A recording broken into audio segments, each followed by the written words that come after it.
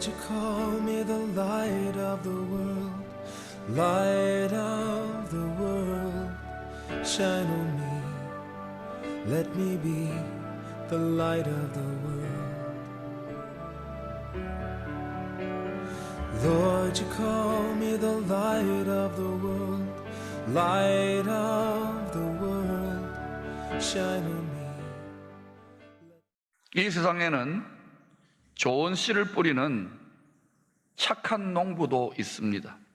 그러나 거짓말의 씨를 뿌리는 악하고 나쁜 농부도 있습니다.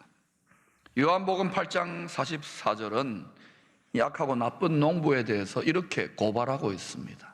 같이 읽어보십시다. 시작. 너희는 너희 아비 마귀에게서 났으니 너희 아비의 욕심대로 너희도 행하고자 하느니라. 그는 처음부터 살인한 자요 진리가 그 속에 없으므로 진리에 서지 못하고 거짓을 말할 때마다 제 것으로 말하나니 이는 그가 거짓말쟁이요 거짓의 아비가 되었습니다. 이 거짓 아비 마귀는요 욕심꾸러기 아비입니다. 그래서 자기도 모르게, 누구도 마귀 새끼라고 안 하잖아요. 그러나 자기도 모르게 욕심을 따라가면, 욕심이 우상숭배입니다. 탐심이 따라가면, 가짜 하나님, 가짜 아버지를 따라가면 반드시 거짓말을 하게 됐습니다. 거짓말 씨가 마음에 심어졌기 때문에 결국은 반드시 창조주 하나님의 법칙대로 끝은 망합니다. 멸망입니다. 저주의 열매를 맺게 되어 있습니다. 사람이 거짓말쟁이, 악한 농부의 말의 씨를, 가짜 진리를 마음에 간직하고 그대로 살면 우선은 좀 좋을지 몰라요. 우리 죄성에 땡기고 편안하니까. 그러나 반드시 저주의 열매를 맺습니다. 그런데도 이 세상을 살아가는 사람들이 이 세상이 영원한 줄 알고 이 육신이 전부 다인 양, 이 육신과 세상을 위해서 올인하며 투자하기 때문에 뭐 잠깐 권불 10년이라 권력도 오래 갑니까? 아름다운 미모도, 아이돌 스타도 오래 갑니까? 지식도 오래 갑니까? 아닙니다. 근데 그 어리석은 미련한 짓을 반복하고 있어요. 인생의 역사 속에서. 이 세상은 뭐냐? 좋은 열매를 거두기 위한 착하고 좋은 농부 아버지의 밭입니다. 극상품에 으뜸가는 가장 좋은 열매를 거두기 위한 밭이에요.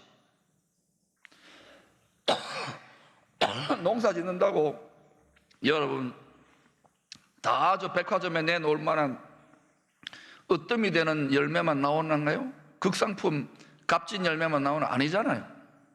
중간에 벌레도 먹고 엉망진창 되잖아요.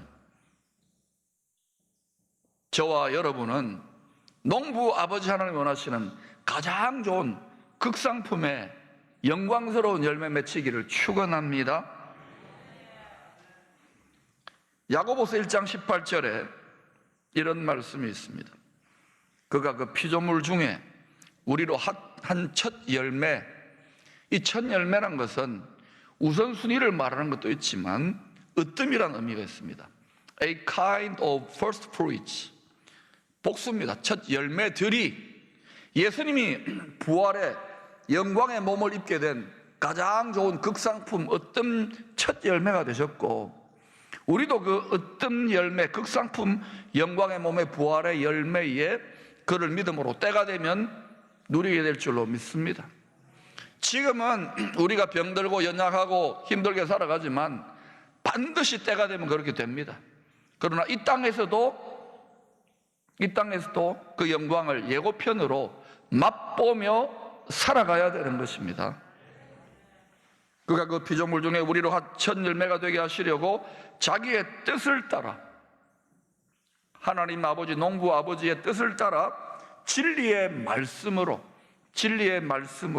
우리를 낳으셨느니라. 말씀으로 낳았습니다.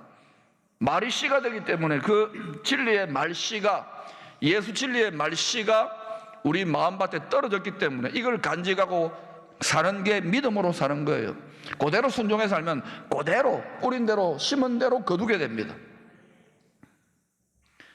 마음밭에 창조주, 구원주, 농부 하나님의 진리의 말씨를 심고 살아가는 자는, 순종하며 사는 자는 영생의 열매를, 부활의 열매를, 거짓 말씨를, 가짜 아비, 가짜 하나님의 거짓 말씨를, 거짓 진리를, 거짓 복음의 말씨를 심고 그대로 따라가는 자는 우선은 좋을지 몰라도 반드시 사망의 열매, 멸망의 열매, 저주의 열매를 맺는 것이 누구도 피할 수 없는 피조물의 창조 질서의 법칙입니다.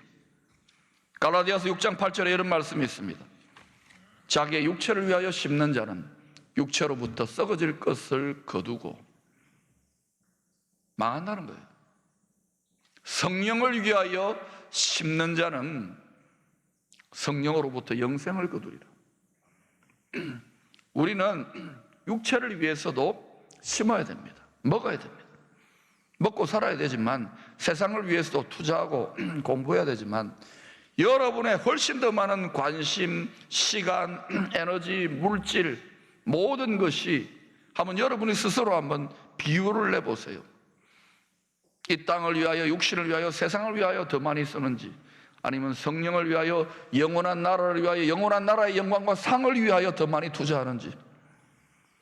우선 나 자신과 이 세상을 위해 아둥바둥 거기에 올인하는 사람들이 잘 사는 것 같지만 아니올시다. 주님의 나라를 위하여 고난을 당하고 성령을 위하여, 그리스도를 위하여, 복음을 위하여 희생하며 어렵게 사는 것이 바보짓인 같습니까? 미련해 보이는 짓 같습니까? 그렇다면 제일 미련하게 사신 분이 십자가의 길을 걸어가신 예수 그리스도입니다. 오늘 본문 1절에 나는 참 포도나무요 내 아버지는 농부라 그랬습니다.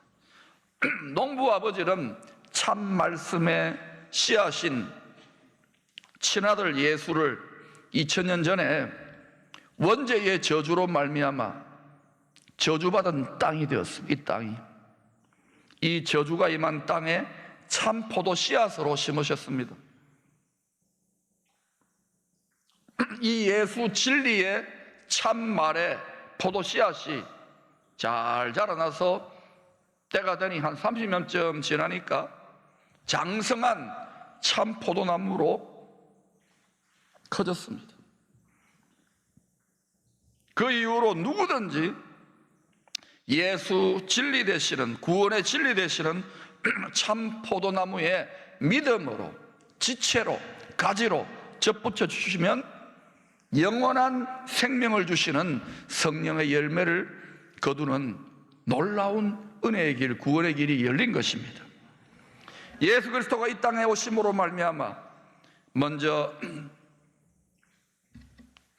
으뜸 열매, 극상품 열매 맺히기를 원하여 택함받았던 선민 이스라엘 민족만이 아니라 우리 하나님을 제대로 몰랐던, 예수 그리스도의 아버지 하나님을 몰랐던 엉뚱한 헛된 공중의 하늘, 가짜 하늘을 따라갔던, 어두운 하늘을 따라갔던 이방인된 우리들이 역시 그 참포도나무에 접붙여져 가지고 믿음으로 극상품 구원의 어떤 열매, 영생의 열매를 맺을 수 있는 길이 열리게 된 것입니다. 할렐루야. 이 구원의 도리를, 이 믿음으로 접붙여져서 열매 맺는, 영생의 열매 맺는 구원의 도리를 로마서 11장 16, 17절에서 이렇게 설명합니다. 뿌리가 거룩한 즉, 왜 이 뿌리가 거룩할까요? 다윗의 뿌리, 예수 그리스도의 뿌리이기 때문에. 나는 부활이요 생명인 영생인 예수 그리스도의 뿌리이기 때문에. 뿌리가 거룩한 즉 접붙여진 가지도 그러하니라. 또한 가지 얼마가 꺾이었는데 왜 꺾입니까? 먼저 택한 민족, 구원의 민족으로, 모델 민족으로 먼저 택함 받은 이스라엘 민족이 하나님을 떠나고 예수 그리스도를 배척함으로 꺾여버렸어요.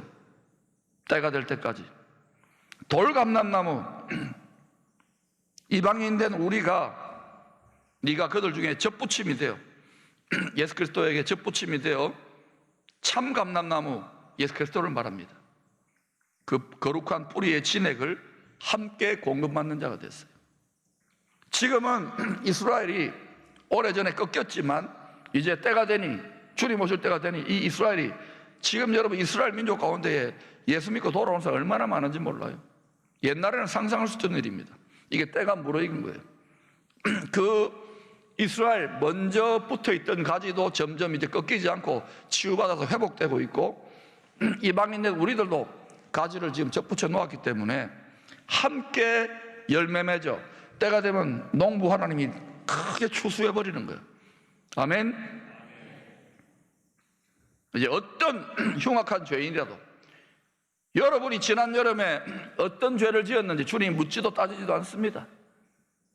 여러분 과거에 여러분의 기억과 마음과 감정에서는 끊임없이 생각이 나더라도 여러분의 진실로 예수 그리스도가 여러분과 이 세상의 모든 죄를 대속하기 위하여 성자 하나님이 그 모든 흉악한 죄를 다 피 흘려 영원한 한 방에 영단번이라 그럽니다. 영원히 한 방에 대속의 핏값을 지불했기 때문에 죄의 핏값을 지불했기 때문에 누구든지 그 피의 공로를 의지하여 믿으면 접붙여집니다. 그때로부터 거룩한 뿌리로부터 거룩하신 하늘로부터 영생에 이르는 성령의 진액을 공급받아서 영생의 열매, 부활의 열매, 축복의 열매, 구원의 열매를 맺게 되는 것입니다. 할렐루야. 그러나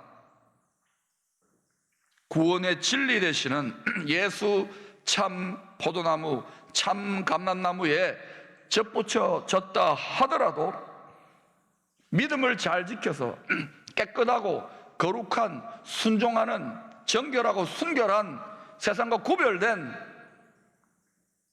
삶을 살아야 농부가 원하는 열매를 많이 맺을 수 있습니다.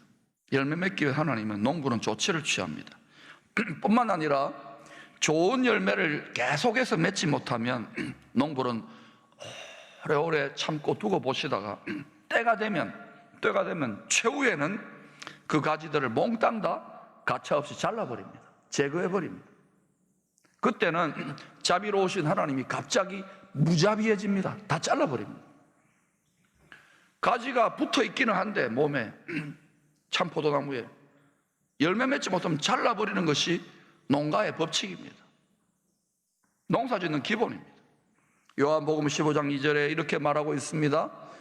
물은 내게 붙어있어 열매를 맺지 아니하는 가지는 아버지께서 그것을 제거해버리시고, 열매 맺지 않으면 제거해버려요. 여러분 어떤 열매를 맺고 계십니까? 성령으로 시작했다가 육신으로 망하면 안 됩니다. 물은 내게 붙어서 열매를 맺지 않은 가지는 아버지께서 그것을 제거해버리시고 잘라버리셔요. 지금은 아니지만 때가 되면 물론 열매를 맺는 가지는 더 열매를 맺게 하려 하여 그것을 깨끗하게, 더 정결하게, 순결하게, 더 영광스럽게, 깨끗하게, 순수하게 하시느니라. 요한계시록 21장 8절에 이런 말씀이 있습니다. 같이 읽으십시다. 시작. 그러나 두려워하는 자들과 믿지 아니하는 자들과 흉악한 자들과 살인자들과 음행하는 자들과 우상 숭배자들과 거짓말하는 모든 자들은 불과 유황으로 타는 못에 던져지리니 이것이 둘째 사망이다. 여러분 나머지는 좀 별로 거리낌이 없는데 두려워하는 자들, 두려워하면 안 되겠지요? 믿지 않는 자들, 믿는데 안 믿는 것 같은 사람들, 또 거짓말하는 모든 자들, 성경 말대로 살 수 있기를 축원합니다. 가지가 참 포도나무에 믿음으로 붙어 있다고 되는 게 아니에요. 반드시 성령의 열매, 반드시 하나님이 원하시는 회개의 열매, 구원의 열매, 축복의 열매를 맺어야 영광이 돌려집니다. 성도가 좋은 열매를 맺는 비법이 어려운 것 같지만 어렵지 않아요. 다시 어렵지 않아요. 사실 너무너무 쉽기 때문에 비밀인 거예요. 진리는 본래 쉬운 겁니다. 누가 어렵게 만들어 놨느냐고요? 목사들이 어렵게 만들어 놨습니다. 신학자들이 어렵게 만들어 놨고 사람들이 어렵게 만들어 놨어요. 전지하시고 전능하신 하나님 입장에서는 너무너무 쉽게 만들어 놨어요. 그래야 다 구원받을 거 아닙니까? 열매 맺는 방법이 뭐냐고요? 믿음으로 딱 붙어 있으면 돼요. 믿음으로 붙어 있으면 된다니까요. 여러분이 농사를 짓는데 이 나무에다가 뭔가 이렇게 이 나무의 열매를 맺게 진액을 받아내기 위해서 뿌리로부터 농사를 짓습니다. 그러면 어때요? 아침에 가서 딱 붙였다가 오후에 딱 떼고 다음날 또 아침에 가서 붙이고 오후에 떼고 이렇게 합니까? 그걸 가르쳐 미친 농부라 그러잖아요. 딱 접붙여지면 그때부터는 끈으로 묶어가지고 절대로 떨어지지 않도록 하는 게 기본이에요. 그리고 거기에 이 진액이 흐르는 통로가 깨끗하게 막히지 않도록 꼭 기본인 거예요. 농사 법칙하고 똑같습니다. 자, 여러분, 주님과 우리와의 비유가 뭡니까? 참 포도나무와 가지 일심동체입니다. 머리와 몸 일심동체입니다. 남편과 아내 그리스도와 교회 관계 아닙니까? 일심동체입니다. 근데 문제는 뭐냐? 동체 한 몸은 되었는데 마음이 따로 놀아요. 얼마나 많은 남편과 아내들이 왼수라 그러잖아요.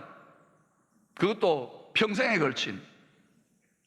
그게 그리스도와 우리와의 관계가 될 수 있는 거예요. 그리스도와 참 포도나무에 접붙여지고 머리 대신 그리스도에게 접붙여지고 예수님과 결혼해서 한 몸 동체가 되었는데 마음은 먼 거예요. 입으로는 주여 주여 하면 그 마음은 멀어져 버린 거예요. 예사로 내 마음대로 살잖아요. 내 뜻대로 살고 내 생각과 내 느낌과 내 고집대로 살고 말하잖아요. 그러니까 어떻게 좋은 열매가 맺힙니까? 이제는 그렇게 되면 안 돼요. 이제는 우리 마음밭을 돌아보고 우리 마음이 주님의 마음처럼 좋은 마음이 돼야 됩니다. 할렐루야. 좋은 마음 가질 수 있기를 축원합니다. 마태복음 13장에 네 가지 마음밭이 나옵니다. 첫 번째는 여러분 길가 같은 분주한 마음밭이 있어요. 좋은 농부가 아무리 좋은 씨앗을 뿌려도 귀신들이라 그러잖아요. 악한 영들, 세상의 정신, 미혹이 와가지고 유혹이 와가지고 그 씨를 다 채가는 거예요. 이거 실제로 아무리 많은 걸 들어도 열매 못 맺게 되어 있습니다. 그런데도 어때요? 하나님께 원망하면 안 돼요. 자기가 그 씨를, 말의 씨를 오늘 설교를 통해서 한마디라도 자기 심령에 제대로 들어가면 그거 딱 붙잡아야 됩니다. 간직하고 순종하기를 힘써야 돼요. 그래야 열매 맺습니다. 두 번째, 돌짝밭 같은 마음이 있습니다. 처음에는 진리의 말씨를 기쁨으로 받아들입니다. 그런데 예수 믿는 믿음 때문에 환난이나 박해나 손해나 어려움이 생기거나 고난이 생기면 그때 어때요? 시부지기 잘못 슬그머니 안 나갑니다. 안 믿습니다. 그리고 그때부터 어때요? 씨를 뺏겨버려요. 그 돌짝밭 같은 마음을 뭐라고 하느냐? 강팍한 마음, 미련한 마음입니다. 여러분 인생을 살 때 어떻게 고생 안 하고 상처 안 받고 삽니까? 교회도 인생이고 교회도 세상입니다. 특히 교회 지도자들은 자기의 마음밭을 잘 관리하시기를 바랍니다. 묵은 밭을 기경하라 그러잖아요. 오래 묵은 밭은 여러분 씨를 뿌리려면 꽃갱이로 찍어가지고 마음 흙을 부드럽게 해야 됩니다. 돌짝밭 같은 마음, 강팍하고 미련한 마음은 위험합니다. 특히 교회나 우리 가정이나 우리의 믿음에 환난이나 박해나 시험이나 고난이 오면 바로바로 자빠집니다. 그렇게 되지 않기를 축원합니다. 세 번째, 가장 많은 경우에 이 시대에 경제적인 위기가 올라갔다 내려갔다 주식이 왔다 갔다 하는 이런 시대에 성도들이 열매를 맺지 못하는 가장 큰 원인이 뭐냐면요, 가시떨기 같은 마음밭이기 때문에 그래요. 마태복음 13장 22절에 보니까 가시떨기에 뿌려졌다는 것은 말씀을 들어요. 진리의 말 좋은 씨를 들으나 마음에 간직하나 세상의 염려와 여러분 염려 많잖아요. 저도 그렇고 세상의 염려와 재물의 유혹에 이게 자꾸 많아지면 말씀의 성령의 진액이 막혀서 결실하지 못해요. 농부가 원하는 극상품의 열매를 맺을 수 없다니까요. 세상의 염려와 재물의 유혹에 저는 전 세계 선교지도 다녀보고 다른 교회 집회도 가보고 교회 이런저런 여러 가지 모습들을 보잖아요. 지도자들조차 세상의 염려와 재물의 유혹에, 만모니즘, 재물의 유혹에 하나님 앞에 떳떳할 수 있습니까? 우리의 것이 아무것도 없어요. 거룩한 소유가 되었다면서요.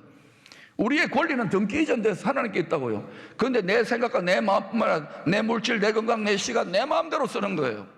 그렇게 되면 안 돼요. 맞습니까? 이 말이 듣기 힘들고 괴롭더라도 그렇게 해야 여러분이 30배, 60배, 100배로 하나님의 무제한 무진장의 능력 가운데 살게 되는 거예요. 속지 마세요. 세상에 가짜아비, 마귀아비, 멸망길로 인도하는 속임수에 빠지지 말란 말입니다. 하나님이 성경 말씀으로 근심하지 말라, 두려워하지 말라, 순종하기 힘쓰세요. 수백 번도 넘게 이야기하잖아요. 저한테 물어보세요. 니는? 따라하세요. 니는? 염려 안 하나? 니는 안 두렵나? 안 가르쳐줘? 저는 두렵지 않습니다. 저는 염려하지 않습니다. 왜요? 믿는 구석이 아니라 믿는 전부가 있어요. 제가 믿는 전부가 눈에 보이지 않지만 전지하시고 전능하신 하나님이십니다. 제 상황과 가정과 교회를 완전히 장악하시고 온 세상을 완전히 장악하시고 머리털 하나 세신받은 하나님을 믿기 때문에 조금도 두렵지 않습니다. 근심 없습니다.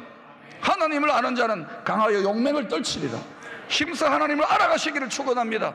왔다 갔다 그냥 성경책 이날 1시간 보고 이렇게 해서 어떻게 세상을 이깁니까?